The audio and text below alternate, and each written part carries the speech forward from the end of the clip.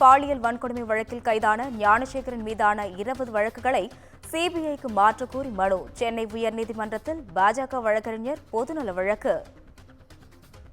ஞானசேகரனுக்கு எதிரான வழக்குகளை தமிழ்நாடு போலீஸ் விசாரித்ததால் நீதி கிடைக்காது. இதுகுறித்த கூடுதல் தகவல்களை நமது தலைமை செய்தியாளர் சிவா வழங்க கேட்கலாம். வணக்கம் சிவா, விவரங்கள்.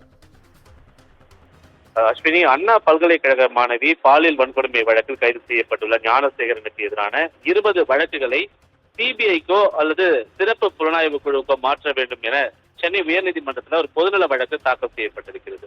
இது தொடர்பாக பாரதிய ஜனதா கட்சியை சேர்ந்த வழக்கறிஞர் மோகன்தாஸ் என்பவர் தாக்கல் செய்த மனுவில் அண்ணா பல்கலைக்கழக மாணவி பாலியல் வன்கொடுமை வழக்கில் கைது செய்யப்பட்டிருக்கக்கூடிய ஞானசேகரன் ஆளும் திமுக நிர்வாகி எனவும் அவருக்கு எதிராக இதே போன்ற பாலியல் வன்கொடுமை உள்ளிட்ட 20க்கும் மேற்பட்ட வழக்குகள் இருக்கக்கூடிய நிலையில இந்த வழக்குகள் குறிப்பாக திமுக தொண்டர்கள் என்ற போர்வையில சரித்திர பதிவேடு குற்றவாளிகள் சுதந்திரமாக உலா வருவதாகவும் இந்த வழக்கில் பாதிக்கப்பட்ட பெண்ணினுடைய அடையாளத்தை அம்பலப்படுத்தி இந்த வழக்கை தமிழக அரசு கேலி கூத்தாக்கியுள்ளது என்பதை அவர் அந்த மனுவில் சுட்டிக்காட்டியிருக்கிறார்.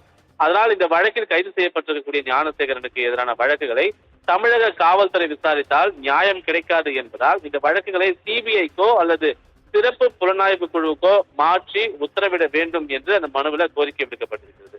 இந்த வழக்கு விரைவில் விசாரணைக்கு வரும் என்ற ஒரு எதிர்பார்ப்பு தற்போது இருக்கிறது. அஸ்வினி, விவரங்களுக்கு நன்றி சிவா.